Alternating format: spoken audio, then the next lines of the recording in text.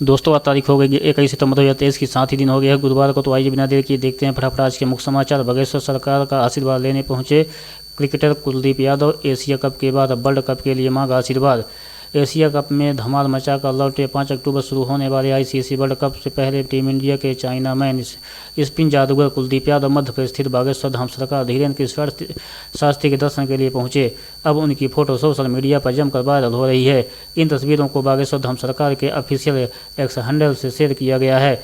Post में लिखा गया है, चाइना मैन के नाम से विश्व प्रसिद्ध भारतीय स्पिन जादूगर पूज्य सरकार के अति प्रिय शिष्य कुलदीप यादव जी पहुंचे। बागेश्वर धाम सरकार के दर्शन हेतु एशिया कप में मैन ऑफ सीरीज का खिताब जीतने के बाद पूज्य सरकार का आशीर्वाद लेने पहुंचे। आगामी विश्व कप में अच्छे प्रदर्शन के लिए लिया आशीर्वाद।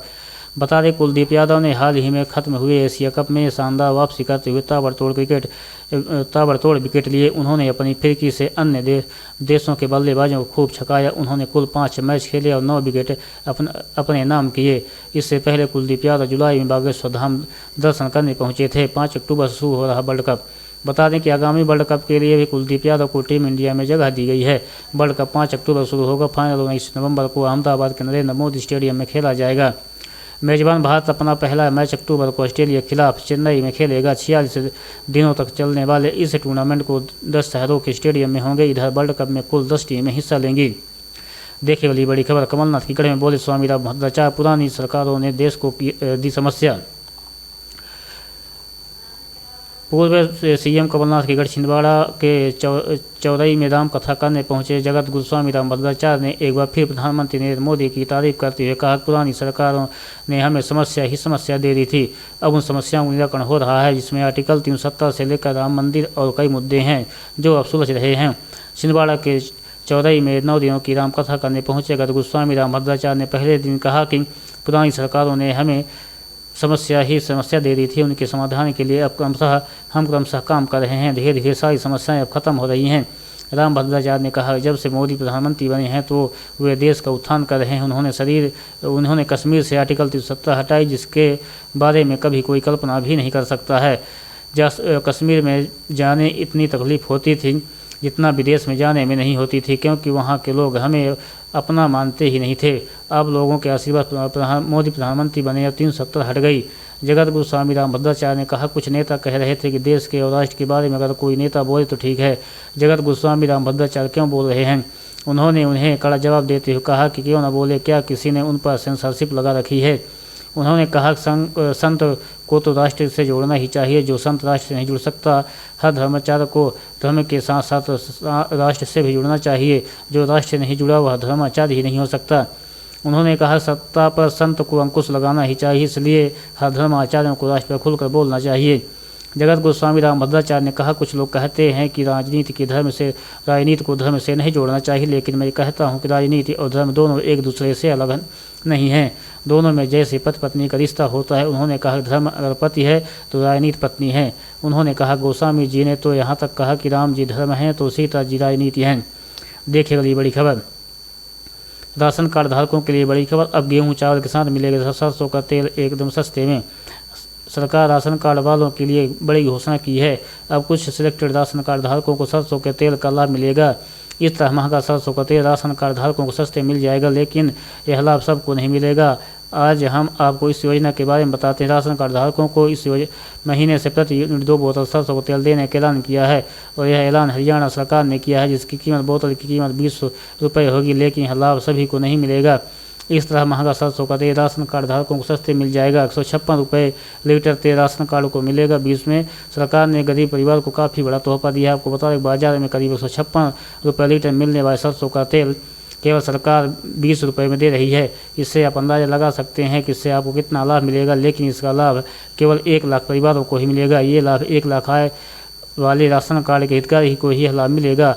यह लाभ उन्हीं लोगों को मिलेगा जिनकी आय 1 लाख से कम है। इस तरह इस लिस्ट में जिसका नाम राशन डिपो की मशीन में दिखाई देगा, उन्हें यह लाभ मिलेगा। देखिए अगली बड़ी खबर। लाल बर्दिया बिल्ला नंबर 756 जवानन बिहार स्टेशन पर राहुल गांधी बने कुली।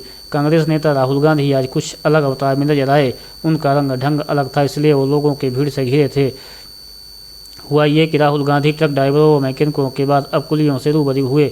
राहुल गांधी आज सुबह दिल्ली के आनंद विहार रेलवे स्टेशन पहुंचे, जहां पर उन्होंने कुलियों से बातचीत की। इस दौरान वकीलों द्वारा पहनी जाने वाली लाल रंग की टी शर्ट भी पहने हुए नजर आए। अपने बीच राहुल गांधी को पाकर जहां कुली खुश नजर आ रहे थे, वहीं राहुल गांधी का एनर्जी लेवल भी काफ़ी हाई दिख रहा था। कांग्रेस ने इसे राहुल गांधी को भारत जोड़ो यात्रा बताया है। इसके फोटो राहुल गांधी ने खुद इंस्टाग्राम पर शेयर किए। कैप्शन में राहुल गांधी ने लिखा, काफ़ी समय से मेरे मन में भी इच्छा थी और उन्होंने भी बहुत प्यार से बुलाया था, और भारत के परिश्रमी भाइयों की इच्छा तो हर हाल में पूरी होनी चाहिए। वहीं कांग्रेस पार्टी ने अपने सोशल मीडिया अकाउंट पर लिखा, राहुल गांधी जी आज दिल्ली के आनंद विहार रेलवे स्टेशन पर पुलिस साथियों से मिले। पिछले दिनों एक वीडियो वायरल हुआ था, इसमें रेलवे स्टेशन के पुलिस साथियों ने उनसे मिलने की इच्छा जाहिर की थी। आज राहुल जी उनके बीच पहुंचे और इत्मीनान से उनकी बात सुनी। भारत जोड़ो यात्रा जारी है। इससे पहले राहुल गांधी दिल्ली चंडीगढ़ नेशनल हाईवे पर ट्रक ड्राइवरों के साथ यात्रा की थी। इस दौरान उन्होंने अपनी बातचीत का एक वीडियो भी सोशल मीडिया पर पोस्ट किया था। तब कांग्रेस पार्टी ने कहा था कि ट्रक ड्राइवरों की समस्या सुनने के लिए राहुल गांधी ने यात्रा की थी। इसके कुछ दिन बाद वो दिल्ली के करोल बाग स्थित एक मार्केट पहुंचे थे, जहां उन्होंने टू व्हीलर मैकेनिकों से बातचीत की। देखिए अगली बड़ी खबर, कनाडा का नया पैंतरा भारत में अपने कर्मचारियों की संख्या करेगा कम, सुरक्षा का दिया हवाला। भारत के संबंधों के बीच कनाडा नए पैंतरा आजमा रहा है।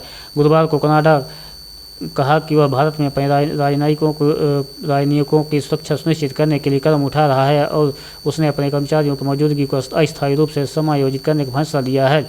ऐसा दावा किया जा रहा है। कुछ राजनयिकों के विभिन्न सोशल मीडिया मंचों पर धमकियां मिली हैं। कनाडाई उच्चायोग ने कहा कि ओटावा को उम्मीद है कि नई दिल्ली भारत में अपने राजनयिकों और वाणिज्यिक दूतावास अधिकारियों को सुरक्षा प्रदान करेगी, और उसने एहतियात के तौर पर देश में अपने कर्मचारियों की मौजूदगी को अस्थायी रूप से समायोजित करने का निर्णय लिया है। जून में खालिस्तानी अलगाववादी नेता हरदीप सिंह निज्जर की हत्या में भारतीय एजेंट की संभावित संलिप्तता के कनाडाई प्रधानमंत्री जस्टिन ट्रूडो के आरोपों के बाद दोनों देशों के बीच बढ़े राजनयिक तनाव के बीच उच्चायोग की टिप्पणी सामने आई है।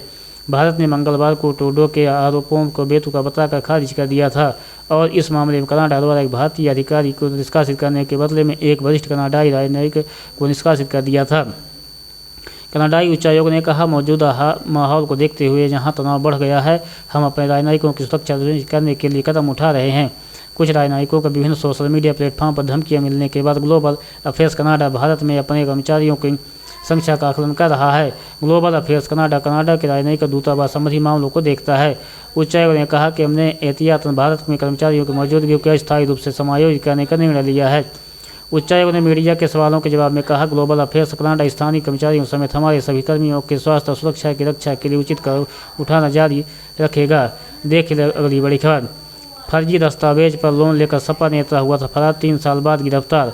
आरोपी के आगरा के ताजनगरी में बैंक से धोखाधड़ी करने वाले फरार सपा नेता को पुलिस ने गिरफ्तार कर लिया है। सपा नेता ने खुद को शिक्षक बताकर फर्जी दस्तावेजों के सहारे बैंक से लोन लिया था। सिकंदरा थाना पुलिस ने आरोपी से पूछताछ करते हुए कानूनी कार्रवाई की। सिकंदरा थाना प्रभारी निरीक्षक आनंद कुमार शाही ने बताया कि समाजवादी पार्टी के जिला महासचिव विपिन यादव ने 5 साल पहले 2018 में सेक्टर 16 स्थित HDFC बैंक शाखा से 4,33,000 रुपये का लोन लिया था। लोन आवेदन के समय सपा नेता ने खुद को शमशाबाद के एक प्राथमिक विद्यालय में सरकारी शिक्षक के पद पर बताया था। इसके साथ ही उन्होंने बैंक को फर्जी वेतन स्लिप पर शिक्षक होने का प्रमाण पत्र भी सौंपा था।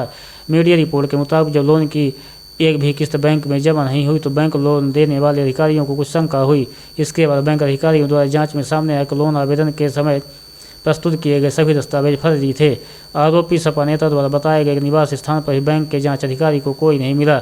जांच अधिकारियों ने जब प्राथमिक विद्यालय में विपिन यादव नाम के शिक्षक के बारे में जानकारी जुटाई तो पता चला कि विद्यालय में विपिन यादव नाम का कोई शिक्षक ही नहीं है। सिकंदरा थाना प्रभारी ने बताया कि इसके बाद बैंक अधिकारियों ने सपा नेता विपिन यादव के खिलाफ कूट रचित दस्तावेजों से धोखाधड़ी करने के आरोप में मुकदमा दर्ज कराया गया था। मुकदमा दर्ज होने के बाद से आरोपी फरार चल रहा था। बुधवार को पुलिस ने 3 साल से फरार चल रहे आरोपी सपा नेता को गिरफ्तार कर जेल भेज दिया है।